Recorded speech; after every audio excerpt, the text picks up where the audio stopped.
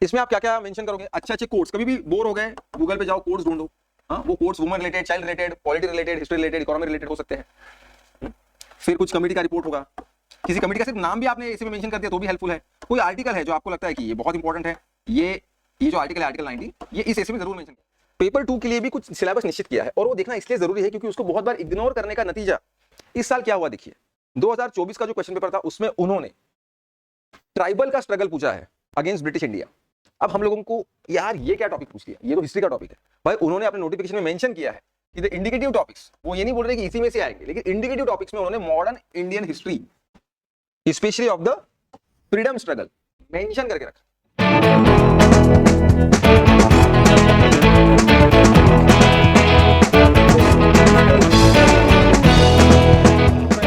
Welcome to एबीकेएस।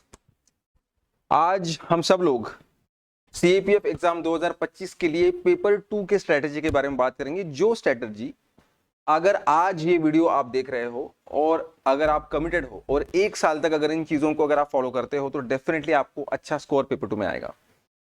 बात यह है कि हम लोग जब बोलते हैं, आप में से बहुत सारे लोग ऐसे भी होंगे जिनको बहुत आप सीरियस हो, आपने प्रिपरेशन शुरू कर दिया। अब हम बोलते प्रिपरेशन शुरू कर दिया तो एक्चुअली मैंने क्या किया है? एक्चुअली मैंने पेपर 1 का प्रिपरेशन शुरू किया है। एक्चुअली मैंने हिस्ट्री की किताब मंगवाई, ज्योग्राफी पॉलिटी मंगवाया और मैंने पढ़ना शुरू किया, शायद नोट्स निकालना शुरू किया, पीवाईक्यू भी मैं देख रहा हूं and I am telling my self कि ओके चलो मैं सही जा रहा हूं। बिल्कुल आप सही जा रहे हो, लेकिन वो काफी नहीं है। जब तक आप पेपर 2 जो कि एक बहुत ही इंपॉर्टेंट और अहम हिस्सा है उसके तरफ इक्वली देखते नहीं हो, उसके लिए क्या करना चाहिए इसके बारे में सोचते नहीं हो, तब तक हम ऐसा कैसे कह सकते हैं, है ना? तो हम लोगों को उसमें भी अच्छा स्कोर करना है। अगर हमको फाइनल लिस्ट में अपना नाम चाहिए तो उसके लिए हम लोगों को क्या करना पड़ेगा? उसके लिए हम लोगों को बेसिकली थोड़ा सा सोचना पड़ेगा कि पेपर 2 है क्या, प्रॉब्लम या चैलेंज जिसको हम बोल सकते हैं वो क्या है और उसके साथ कैसे डील करना है, वो क्यों इंपॉर्टेंट है। इसके बारे में अगर एक बार मुझे समझ आ गई और क्या करना है वो पता चल गया तो पैरेलली में वो भी काम कर सकता हूं। और उसी के बारे में ये आज का वीडियो है जो 2025 के लिए बहुत सीरियस है। एक साल हमारे पास है, पेपर 2 के लिए क्या करेंगे? Without wasting time let's start. सबसे पहले तो ये समझने की कोशिश करते हैं कि पेपर 2 है क्या। पेपर 2 का एज सच सिलेबस नहीं है।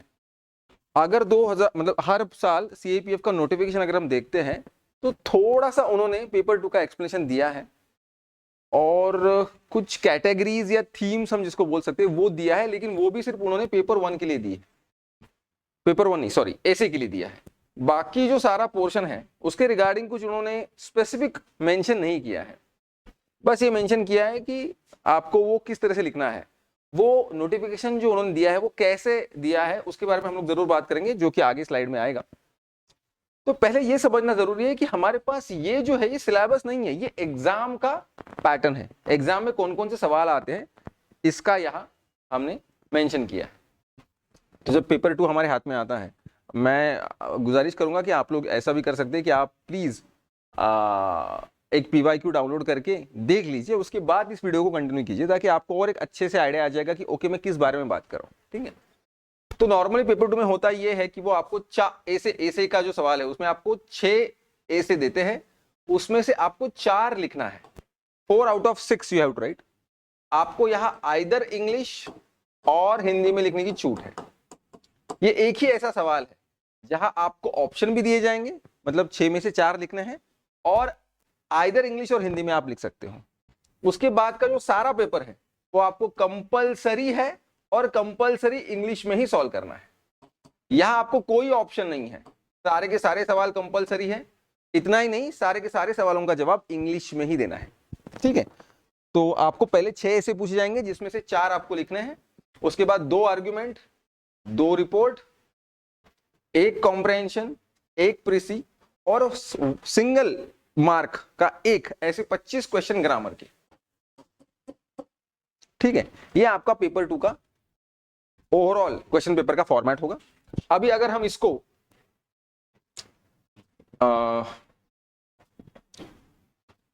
इस तरह से देखना चाहें कि भाई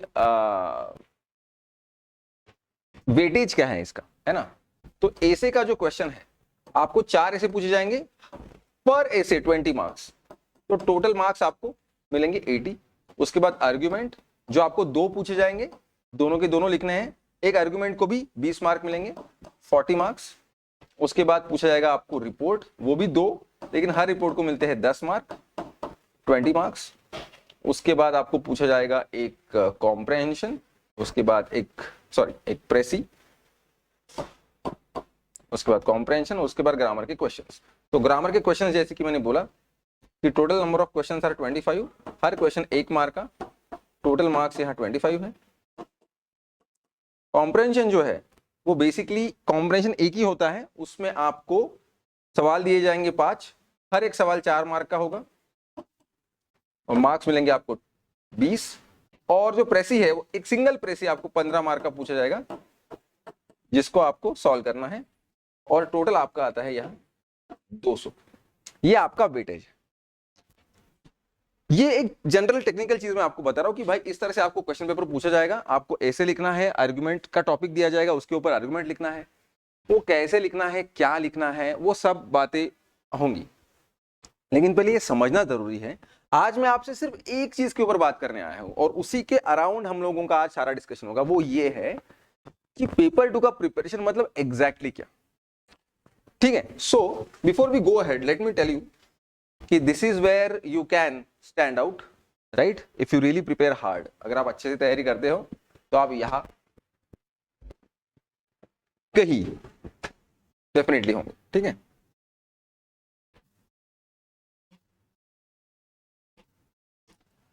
हाँ, लेकिन उसके लिए आपको सबसे पहले क्या करना पड़ेगा, हमारा क्लास ज्वाइन करना पड़ेगा। नहीं, वो तो आप करो अगर आपको डेफिनेटली लगता है कि अच्छा स्कोर मुझे लाना है, लेकिन सबसे पहली बात ये समझनी बहुत जरूरी है कि you are the one who can make difference. ठीक है, क्योंकि हम सब लोग तो साइड प्लेयर है, असिस्ट करने वाले हैं, दिशा दिखाने वाले हैं, सपोर्ट करने वाले हैं, ये नहीं ये करो ये बताने वाले हैं। लेकिन सबसे पहली बात ये है, कुछ करने से पहले भी सबसे पहले अपने आप के बारे में ये सोचना कि yes this is absolutely possible. So trusting yourself is very very important. अगर एक बार ये आपके दिमाग में आ गया, then everything will fall in place. ठीक है, तो हम लोग एक बार क्या करते हैं, सिलेबस देखते हैं। ये आपका पेपर 2 का सिलेबस है, इसमें भी उन्होंने पार्ट ए और पार्ट बी लिखा है। तो पार्ट ए में सिर्फ ए से आता है और पार्ट बी में सारे सवाल, जो कि मैंने अभी थोड़ी देर पहले आपको बताया कि ए से का ही क्वेश्चन अलग है, जहां आपको चॉइस है, either you can write in English और यू कैन राइट इन हिंदी। ठीक है, दूसरा यहां 6 क्वेश्चंस दिए जाएंगे जिसमें से आपको 4 सॉल्व करने हैं। अब यहां सिर्फ ऐसे के क्वेश्चन के लिए उन लोगों ने कुछ कैटेगरीज दी है। इन कैटेगरीज को नॉर्मली बच्चे ध्यान नहीं देते, इग्नोर करते हैं, पेपर 1 का सिलेबस देख लेते हैं, उसी में रह जाते हैं। उन्होंने पेपर 2 के लिए भी कुछ सिलेबस निश्चित किया है और वो देखना इसलिए जरूरी है क्योंकि उसको बहुत बार इग्नोर करने का नतीजा इस साल क्या हुआ। देखिए 2024 का जो क्वेश्चन पेपर था उसमें उन्होंने ट्राइबल का स्ट्रगल पूछा है अगेंस्ट ब्रिटिश इंडिया। अब हम लोगों को यार ये क्या टॉपिक पूछ लिया, ये तो हिस्ट्री का टॉपिक है। भाई उन्होंने अपने नोटिफिकेशन में मेंशन किया है कि द इंडिकेटिव टॉपिक्स, वो ये नहीं बोल रहे कि इसी में से आएंगे, लेकिन इंडिकेटिव टॉपिक्स में उन्होंने modern Indian history specially of the freedom struggle mention करके रखा। तो जो मेंशन करके रखा है उसमें से पूछने का उनको पूरा अधिकार है, इसलिए उन्होंने ट्राइबल के यहां से पूछा।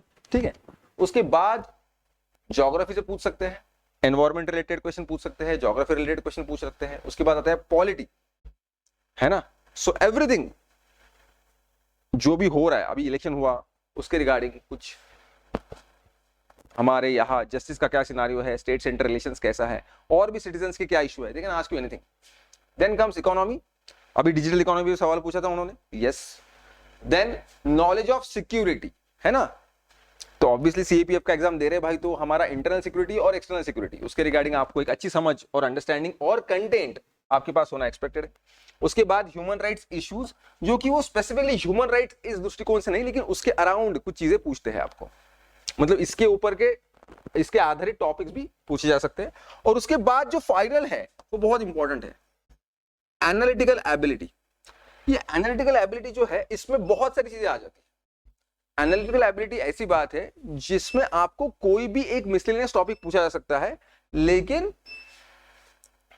जो कि मे बी आप ये बोलो कि भाई ये क्या पूछ लिया, ये मतलब ऐसे डायरेक्टली सिलेबस से या हमने जो पढ़ा है पेपर 1 में उससे लिंक नहीं है, लेकिन वो आपके एनालिटिकल स्किल्स चेक करने के लिए कि जो आपने इधर उधर से पढ़ा है आप टॉपिक देख के कैसे एनालिसिस करते हो कि क्या एक्सपेक्टेड है, और फिर आप इधर उधर से जो मटेरियल आपके पास है उसको सही से अरेंज करके उसको एड्रेस करते हो। तो ये है आपका पेपर 2 के एसे के रिगार्डिंग मोटा मोटा syllabus, category wise, theme wise. जो पार्ट बी है जिसमें फिर बहुत सारी चीजें आती है, जो रेस्ट सारी चीजें आती है, उसमें आर्गुमेंट राइटिंग है, रिपोर्ट राइटिंग है, कॉम्प्रहेंशन है, प्रेसी है, and other communications language skills. या अदर कम्युनिकेशन लैंग्वेज स्किल्स मतलब ही argument and report to be attempted in English only, right. और ऊपर वाला जो सेक्शन है एसे का उसके लिए 80 मार्क्स है, और ये बाकी नीचे वाला जो सेक्शन है जो कंप्लीट इंग्लिश में लिखना है जिसमें ग्रामर भी आता है वो 120 मार्क्स के लिए है। The topics are comprehension passage, प्रेसी writing, developing counter arguments, counter arguments मतलब आर्ग्यूमेंट पे सवाल, simple grammar and other aspect of language testing that is report writing. उन्होंने ये भी नहीं बोला है कि हम आपको रिपोर्ट राइटिंग ही पूछेंगे, उन्होंने बोला we can test your other aspects of language writing, लेकिन एक फॉर्मेट फिक्स हो गया है। तो ऐसे के बाद आर्ग्यूमेंट, उसके बाद रिपोर्ट, उसके बाद प्रेसी, कॉम्प्रहेंशन और ग्रामर, ऐसे 6 सेक्शंस आपके पेपर 2 में होते हैं। एक बार हम लोगों ने ये समझ लिया कि भाई इस तरह से पेपर 2 आता है, अब आपके दिमाग में जो सवाल आ रहा है जिसको मैं तुरंत एड्रेस कर रहा हूं कि एक्चुअली सर हम स्टार्ट कैसे करें, क्या करें साल भर, ठीक है। So let's talk about it. हर साल मैं यही स्ट्रेटेजी बताता हूं और it is tested and proven, तो इस साल भी उसी के बारे में बात करेंगे। Before I start talking about it, let me tell you कि बहुत बार बच्चों को ये लगता है कि मैं पेपर 1 का पढ़ाई कर रहा हूं और पेपर 1 में जो कंटेंट है उसी को मुझे पेपर 2 में कहीं ना कहीं लिखना है, क्योंकि उसमें भी वही सारे टॉपिक्स आते हैं, polity, economy, geography, history related. तो एक बात को आप समझो कि जब मैं पढ़ रहा हूं और जो मुझे लगता है कि हाँ तो अभी मैं पढ़ रहा हूं और मुझे ये चीज पता चल गई तो ये पेपर 2 में लिख ही दूंगा, ये सबसे बड़ी गलतफहमी। एक बार ट्राई करके देखो, एक कोई भी सिंपल सा टॉपिक उठाओ जो कि हमारी पहली स्टेप है।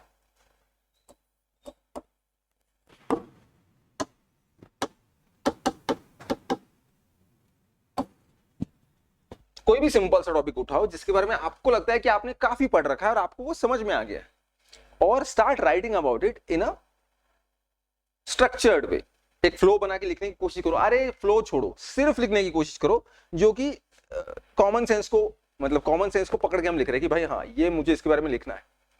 आप नॉर्मली भी लिखने की कोशिश करो, यू विल रियलाइज कि there is a huge difference between when I read and when I think that I know the stuff. ठीक है, मैं अपने आप को जब पकड़ लो उसके बारे में सोच रहा हूं तो जो बताता हूं कि हाँ इसका मतलब ये है, उसका मतलब वो है, मुझे पता है।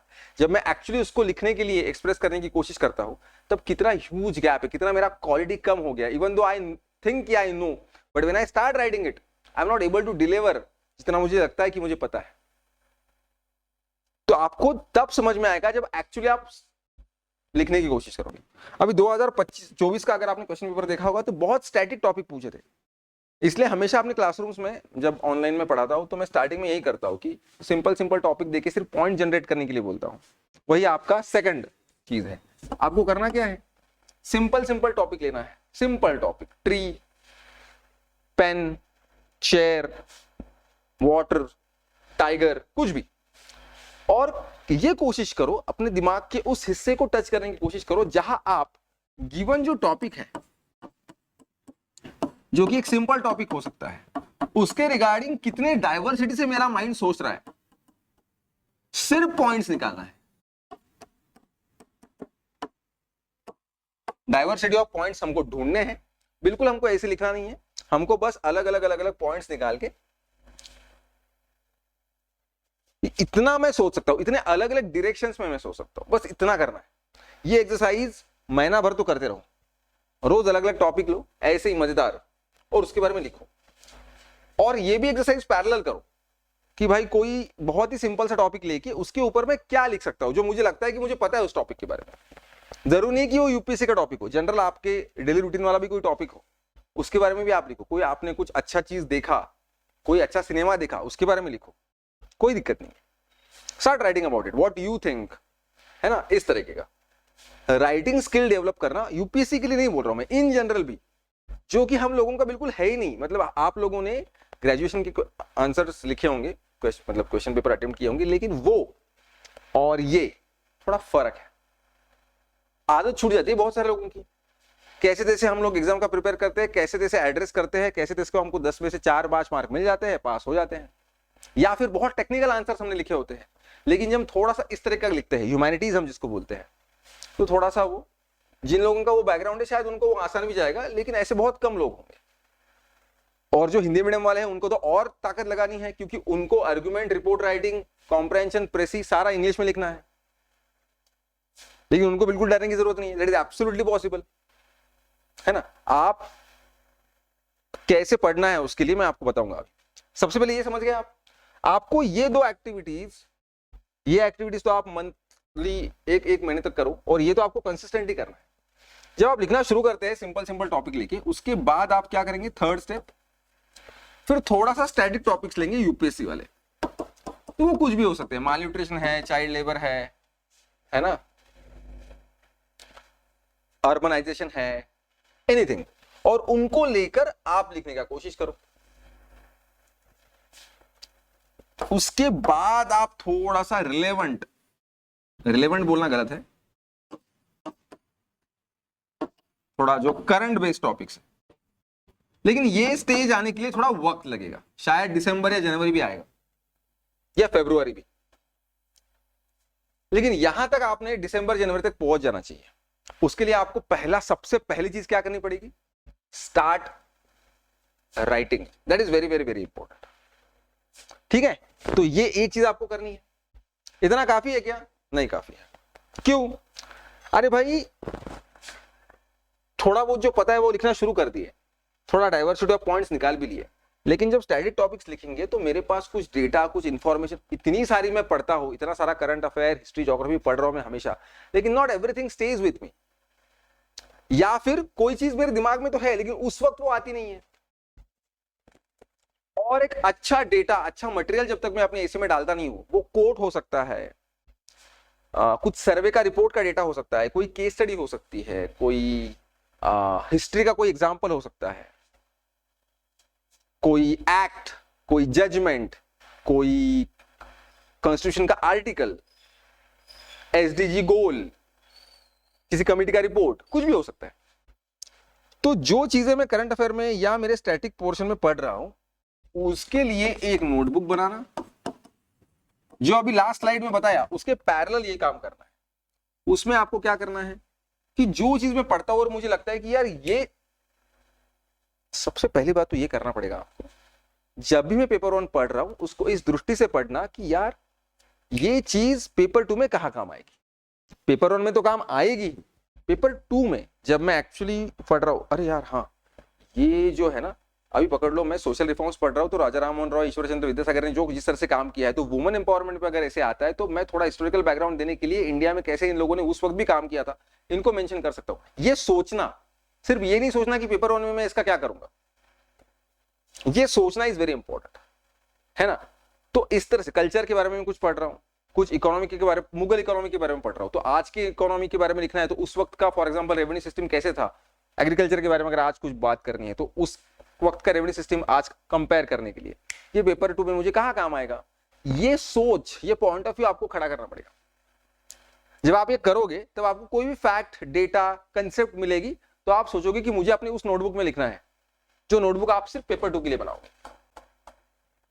इसमें आप क्या क्या मेंशन करोगे, अच्छे अच्छे कोड्स, कभी भी बोर हो गए गूगल पे जाओ, कोड्स ढूंढो, हाँ, वो codes women related, child related, polity related, history related, economy related हो सकते हैं।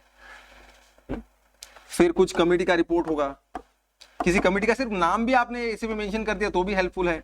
कोई आर्टिकल है जो आपको लगता है कि ये बहुत इंपॉर्टेंट है, ये जो आर्टिकल है आर्टिकल 19, ये इस ऐसे में जरूर मेंशन करना चाहिए। उसके बाद हो सकता है कोई जजमेंट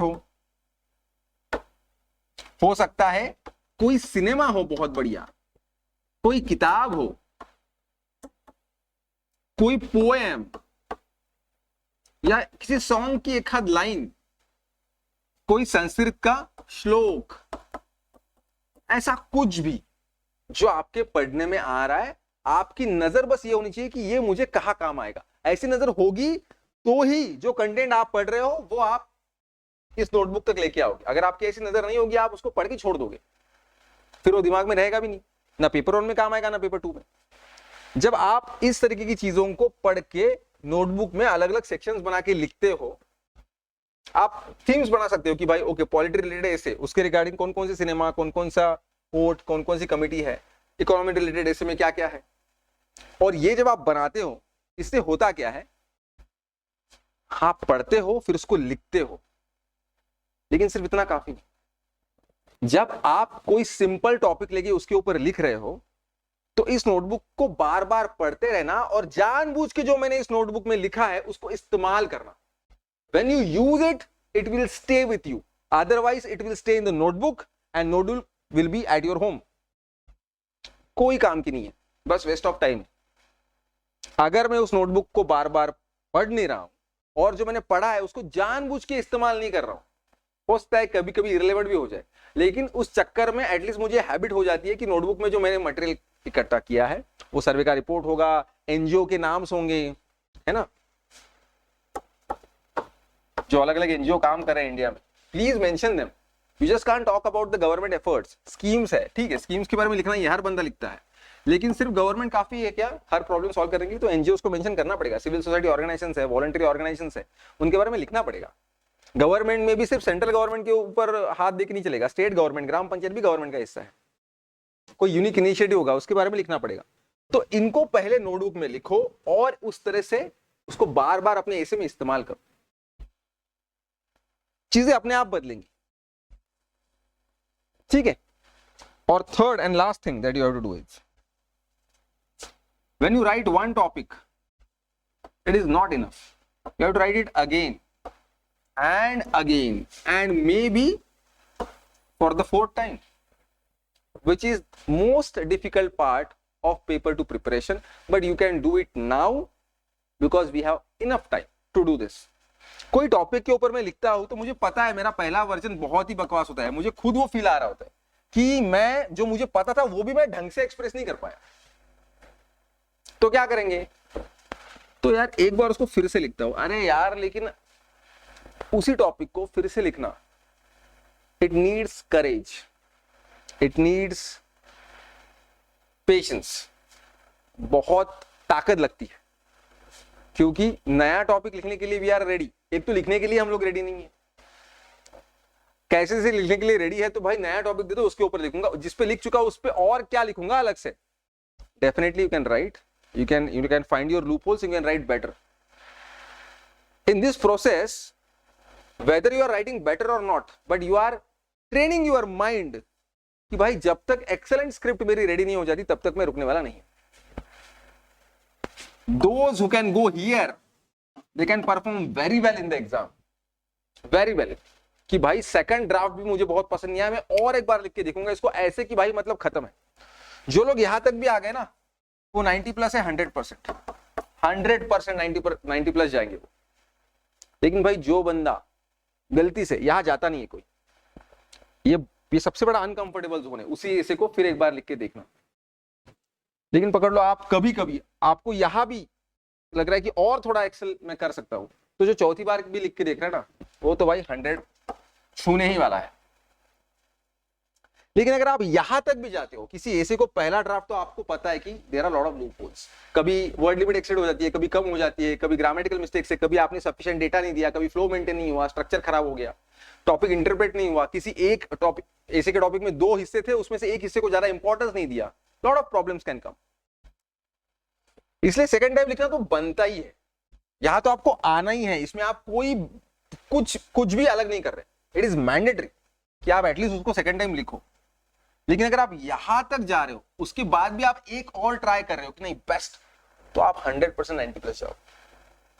ये एक अलग ही कैटेगरी है, उसके बारे में ज्यादा बात नहीं करूंगा, लेकिन at least you should be here, right. So 3 things we have discussed. First, start writing with various ways, step by step. Initially basic topics लेके, फिर यूपीएससी के स्टैटिक टॉपिक्स लेके, और फिर पॉइंट्स, डाइवर्सिटी ऑफ पॉइंट्स ढूंढ के, करंट टॉपिक्स, उसके बाद फाइनल है।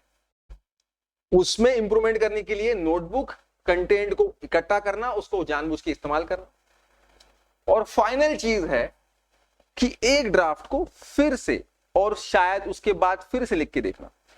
ये आप बस पैरेलली करते रहो।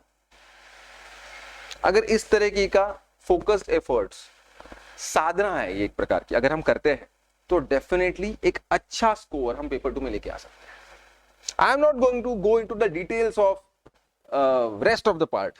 आर्गुमेंट राइटिंग एक बेसिकली स्किल है जिसके बारे में हम फिर कभी बात करेंगे। रिपोर्ट राइटिंग एक स्किल है, लेकिन सबसे पहले ऐसे की रिगार्डिंग ये चीजें आप करो, ये आपको वो कॉन्फिडेंस देगा कि बॉस मैं सही से कर रहा हूं।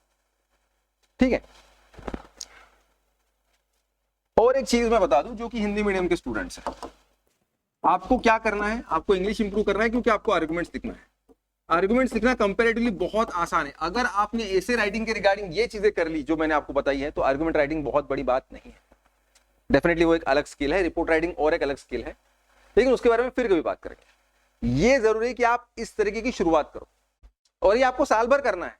आगे आने वाले वीडियोस में आर्गुमेंट और रिपोर्ट राइटिंग के बारे में भी हम लोग बात करेंगे, लेकिन ऐसी राइटिंग इस तरह से आपको थ्रू आउट द ईयर काम करना है। 80 मार्क्स का एक बहुत बड़ा चंक ऐसी राइटिंग का है। ठीक है। आर्गुमेंट रिपोर्ट आपको कंपलसरी इंग्लिश में लिखना है, प्रेसी और कॉम्प्रहेंशन भी। तो जो हिंदी मीडियम के बच्चे हैं उन लोगों का सबसे पहला काम क्या है, आप एनसीईआरटीज को पढ़ो। 5th 6th 7th 8th आपको पेपर 1 के लिए तो पढ़ना ही है, लेकिन पढ़ते वक्त इस दृष्टिकोण से पढ़ो कि किस तरह से उन्होंने लिखा है।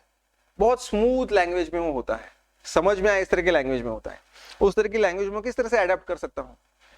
इंग्लिश सिनेमा देखो, सबटाइटल्स के साथ देखो, इंग्लिश न्यूज देखो, सुनो, बात करने की कोशिश करो, वोकैबुलरी को इकट्ठा करो। और ये सब अभी कर सकते हैं, एग्जाम के 4 महीने पहले ये सब नहीं होता है, इसलिए चांस भी कम होता है। लेकिन अभी ये सब करने के लिए स्कोप है, और आपको ये करना पड़ेगा। मैं जानता हूं कि आपको एक्स्ट्रा काम करना पड़ेगा, लेकिन दिस इज इंपॉर्टेंट, क्योंकि अगर आपको ऑफिसर बनना है तो सिर्फ ऐसे वाला पोर्शन आपको हिंदी लिखने के लिए अलाउड है, बाकी सारा आपको कंपलसरी इंग्लिश में लिखना है। और इसलिए हिंदी मीडियम स्टूडेंट को क्या करना पड़ेगा, जो चीजें मैंने अभी बताई। अगर आप वोकैबुलरी इकट्ठा करते हो और वो सारी चीजें करते हो जो मैंने अभी आपको बताई, तो आपका पेपर 2 के लिए अच्छा परफॉर्मेंस निकलेगा। ठीक है। So this is all about how you have to deal with paper 2 throughout the year. इसके अलावा भी पेपर 2 के रिगार्डिंग जो कुछ इंपॉर्टेंट वीडियोस है जो कि टेक्निकल होंगे, पकड़ लो आर्गुमेंट राइटिंग कैसा, रिपोर्ट राइटिंग कैसा, will talk about them. But what is more important, to follow this strategy throughout the year. If you can do that, definitely we are with you. If you got anything to tell, anything to say, please comment in the comment section. Comments करके हमको बताइए ताकि हम लोग बेहतर video उसके regarding लेके आए।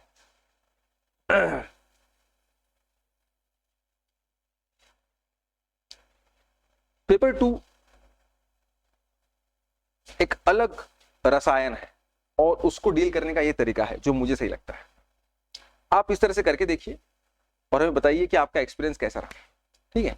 बाकी we are there for you to address all your issues. If you got anything, definitely starting में जो आपको दिखाया गया है वहाँ नंबर दिया गया है, you can contact and you can ask for any inquiry.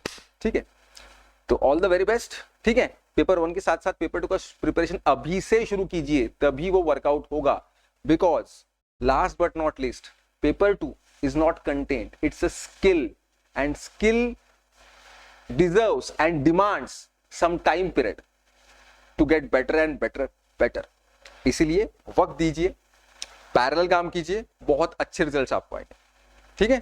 इसी के साथ अभी मैं यहां रुकता हूं। Thank you very much, all the best.